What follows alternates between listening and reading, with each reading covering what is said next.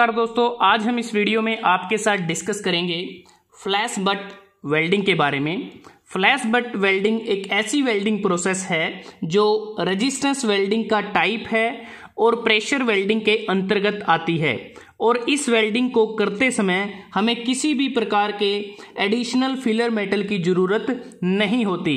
तो flash butt welding resistance butt welding का एक टाइप है जो अपसेट वेल्डिंग की तरह ही होता है, क्योंकि जो इक्विपमेंट हम अपसेट वेल्डिंग में यूज़ करते हैं उसी प्रकार का इक्विपमेंट हम फ्लैश बट वेल्डिंग में भी यूज़ करते हैं। तो जैसा कि नाम से पता चलता है, बट इस टाइप की वेल्डिंग का प्रयोग सिर्फ बट ज्वाइंट को लगाने के लिए किया जाता है। अब बात करते हैं कि फ्लैश बट वेल्डिंग में किस किस इक्विपमेंट की ज़रूरत होती है, इसकी वर्किंग किस प्रकार से है, इसकी एडवांटेज डिसएडवांटेज और एप्लीकेशन क्या क्या होती हैं।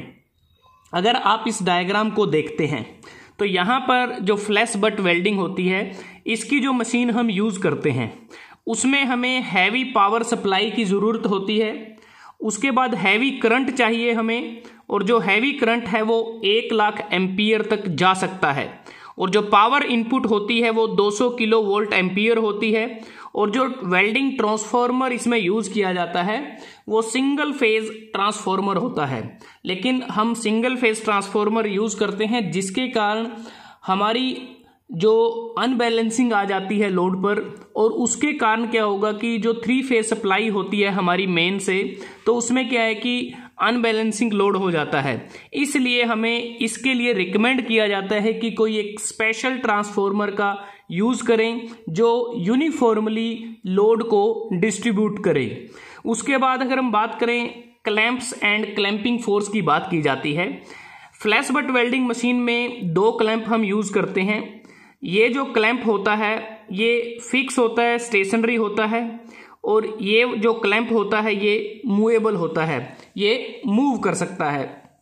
अगर हम बात करें क्लैंपिंग फोर्स की, तो जो क्लैंपिंग फोर्स हमें चाहिए वो इतना सफिशिएंट हो कि उसकी मदद से हम अच्छी तरह से जो वर्क पीस है उसको होल्ड कर सकें ताकि किसी प्रकार की स्लिपिंग ना हो। और जो क्लैंपिंग फोर्स हम फ्लैश बट वेल्डिंग में यूज़ करते हैं वो क्लैंपिंग फोर्स अपसेट वेल्डिंग में प्रयोग होने वाले फोर्स से तकरीबन 2 गुना होता है in case of mild steel. अगर ज़्यादा हाई स्ट्रेंथ मटेरियल को हमें क्लैंप करना है तो उस केस में वो फोर्स अपसेट वेल्डिंग में प्रयोग होने वाले फोर्स से तकरीबन 4 गुना ज़्यादा होता है।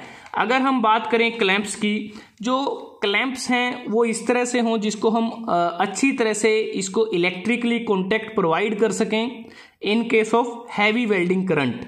दूसरी बात कि जो क्लैंप्स हम यूज़ करते हैं वो वियर रेजिस्टेंट होने चाहिए और उन पे कॉपर अलॉय के इंसर्ट हों, साथ में वाटर कूल्ड ब्लॉक भी हों ताकि प्रॉपरली कूलिंग भी की जा सके। अगर वर्क पीस की बात करते हैं, वर्क पीस जो हम यूज़ करते हैं वो इसमें सिमिलर वर्क पीस भी यूज कर सकते हैं मेटल्स के, डिसिमिलर मेटल्स को भी वेल्ड किया जा सकता है। और वर्क पीस को क्लैंप में इंसर्ट करने से पहले हमें उसको अच्छी तरह से क्लीन करना होता है, ताकि हम अगर क्लीन नहीं करेंगे तो उससे क्या होगा कि जो क्लैंप्स या जो डाइज हमारी हैं ये बर्न हो सकती हैं। लोकल बर्निंग के कारण जो हमारी यहाँ पर जो फ्लैशिंग होती है उसके कारण भी ये बर्न हो सकते हैं। और जो वर्क पीस की जो लेंथ होती है बियॉन्ड द क्लैंप उसे हम शॉर्ट ही रखते हैं, कम रखते हैं। अगर ज़्यादा रखेंगे तो उसके कारण हमारी बकलिंग हो सकती है। तो उसके बाद अगर हम बात करें कि जो फ्लैश बट वेल्डिंग है इसमें जो वर्किंग है वो किस प्रकार से होती है, तो वर्किंग के लिए सबसे पहले जो 2 वर्क पीस हमें जिसको एंड टू एंड ज्वाइन करना होता है उसे हम क्लैंप में इंसर्ट करते हैं। जैसा इस डायग्राम में आप देख पा रहे हैं ये स्टेशनरी क्लैंप है, ये मूवेबल है। तो सबसे पहले हम क्या करेंगे, दोनों वर्क पीसेस को हम दोनों क्लैंप्स में होल्ड कर लेंगे। होल्ड करने के बाद जो नेक्स्ट स्टेप होगा उसमें क्या है कि हम जो वोल्टेज जो अक्रॉस द क्लैंप है तकरीबन 10 वोल्ट तक होती है, तो उसको हम अक्रॉस द क्लैंप उसको गुजारेंगे और साथ में हैवी करंट को भी गुजारा जाता है। और जो दोनों वर्क पीस के जो कॉन्टैक्टिंग जो सरफेस हैं उनको आपस में कॉन्टैक्ट में लेकर आते हैं, और जिसके कारण यहाँ पर जो फ्लैश और आर्किंग ये दोनों चीज़ें होती हैं। अपसेट वेल्डिंग में नहीं होता, ना वहाँ पर आर्किंग होती, ना वहाँ पर फ्लैशिंग होती। लेकिन जो फ्लैश बट वेल्डिंग होती है वहाँ पर जब जैसे ही दोनों वर्कपीस आपस में कॉन्टैक्ट में आते हैं वहाँ पर फ्लैश और आर्किंग होती है। तो इसके बाद क्या होगा कि जो पॉइंट ऑफ कॉन्टैक्ट हैं उनका जो टेम्परेचर है वो मेल्टिंग टेम्परेचर तक पहुंच जाता है, और साथ में अगर हम देखें हम यहाँ पर फोर्स भी अप्लाई कर रहे हैं, जिसके कारण क्या है कि जो मेटल है वो स्क्वीज हो जाता है। और उसके बाद हम क्या करेंगे, जो कॉन्टैक्ट हमने बनाया है उस कॉन्टैक्ट को हम ब्रेक कर देंगे। अगर आप देखें इस डायग्राम में क्या है, दोनों वर्कपीस आपस में कॉन्टैक्टेड हैं, आपस में मिले हुए हैं, लेकिन जो नेक्स्ट स्टेप होगा इनका जो कॉन्टैक्ट है उसको ब्रेक कर देंगे, इनको आपस एक दूसरे से अलग कर देंगे।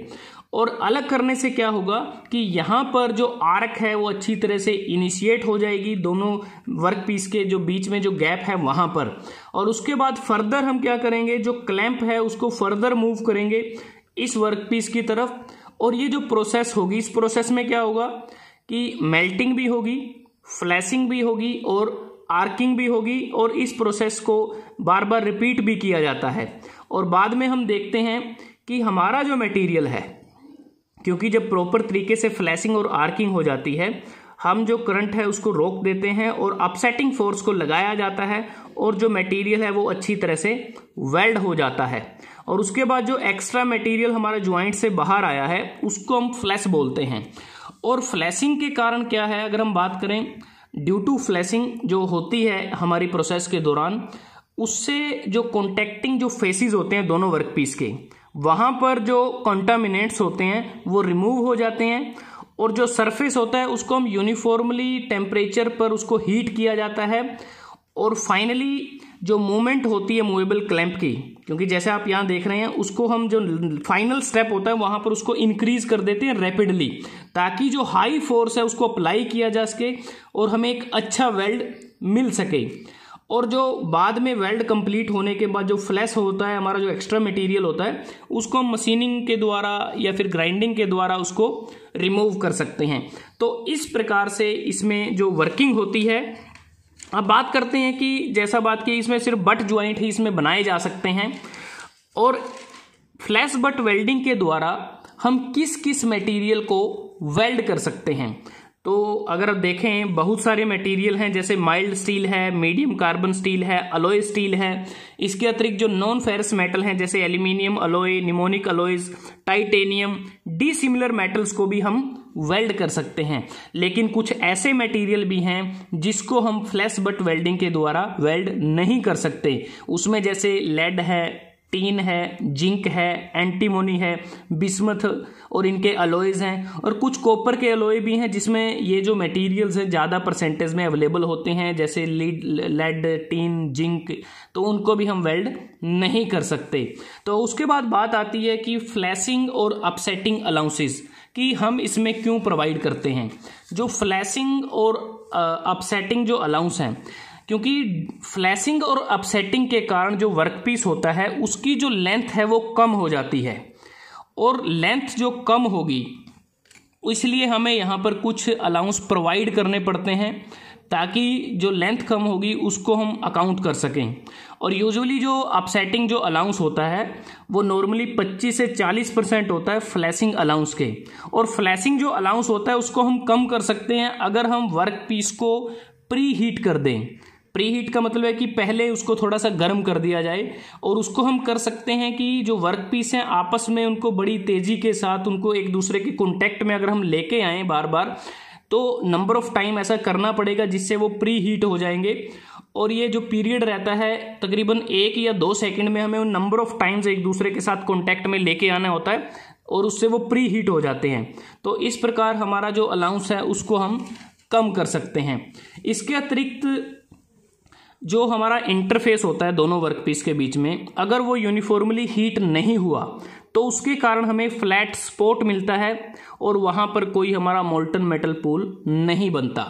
अब बात करते हैं कि इस वेल्डिंग के एडवांटेज क्या हैं, डिसएडवांटेज क्या हैं और एप्लीकेशन क्या हैं।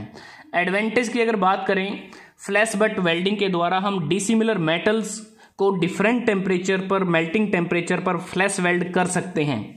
और ये एक फास्टर प्रोसेस है, फास्ट प्रोसेस है। अगर मैं इसको कंपेयर करूं थर्मिट वेल्डिंग के साथ, फ्लैश बट वेल्डिंग आप 3 से 6 मिनट में कंप्लीट कर सकते हैं, जो थर्मिट वेल्डिंग है वो 10 से 30 मिनट में कंप्लीट होती है, जब हमें जो स्टील रेल को जोड़ना होता है रेलवे लाइंस पर। और दूसरा कि इसमें हमें बट वेल्डिंग के कंपैरिजन में कम करंट की आवश्यकता होती है, और इसमें हम जो रफ और इरेगुलर जो एंड होते हैं वर्क पीसीस को, उसको आसानी से फ्लैश वेल्ड कर सकते हैं, क्योंकि इसमें हमें अलग से वेल्ड सरफेस को प्रिपेयर करने की आवश्यकता नहीं होती। उसके बाद ये जो प्रोसेस है ये चीप प्रोसेस है, क्योंकि जब हम दो वेल्ड को कंपेयर करें, मतलब कि अगर फ्लैश वेल्ड से जो हमने वेल्ड बनाया है उसकी जो कॉस्ट तकरीबन 400 से 600 के बीच में रहती है, और जो थर्मिट वेल्डिंग से हम वेल्ड बनाते हैं वो तकरीबन 700 से 1200 रुपए के बीच में रहता है। अब बात करते हैं डिसएडवांटेज की। डिसएडवांटेज में अगर आप देखें, जो हमारा इंजेक्टेड जो मोल्टन मेटल पार्टिकल्स होते हैं उसके कारण कई बार फायर के चांसेस रहते हैं, कई बार फायर लगने के भी चांसेस रहते हैं, तो इसका मेन डिसएडवांटेज है। दूसरा, जैसा हमने बात की थी कि जो हम सिंगल फेज ट्रांसफार्मर यूज करते हैं तो उससे क्या होगा कि हमारा जो 3 फेज प्राइमरी पावर लाइंस है वहां पर अनबैलेंस हो जाता है, तो इसलिए रिकमेंड किया जाता है कोई स्पेशल ट्रांसफार्मर ही यूज किया जाए जिससे हम लोड को यूनिफॉर्मली डिस्ट्रीब्यूट कर सकें। दूसरी बात कि जब वेल्ड कंप्लीट हो जाता है उसके बाद जो फ्लैश निकल के आते हैं वेल्ड में, जैसा आप इस डायग्राम में देखें, ये जो फ्लैशेस हैं इनको रिमूव करने के लिए एक्स्ट्रा या तो मशीनिंग ऑपरेशन करना पड़ता है या कोई अलग से स्पेशल इक्विपमेंट चाहिए जिसकी मदद से इसे रिमूव कर सकें। उसके बाद अगर जो स्मॉल क्रॉस सेक्शन के जो वर्क पीसेस होते हैं उनकी अलाइनमेंट करने में थोड़ी दिक्कत आती है, ये भी इसका एक डिसएडवांटेज है। उसके बाद अगर हम बात करें इसकी जो एप्लीकेशन क्या क्या हैं, बहुत सारी एप्लीकेशन है। जैसे आप देखें जो रेल्स को वेल्ड करने में देख सकते हैं, जैसे यहाँ पर रेलवे जो ट्रैक है यहाँ पर जो रेल्स हैं उनको वेल्ड किया जा रहा है, और स्टील स्ट्रिप को वेल्ड कर सकते हैं, विंडो फ्रेम को कर सकते हैं, ऑटोमोबाइल एक्सल को कर सकते हैं, व्हील रिम को वेल्ड किया जा सकता है, aircraft engine ring, heavy duty chain links, motor frame, transformer tank, steel container इत्यादि।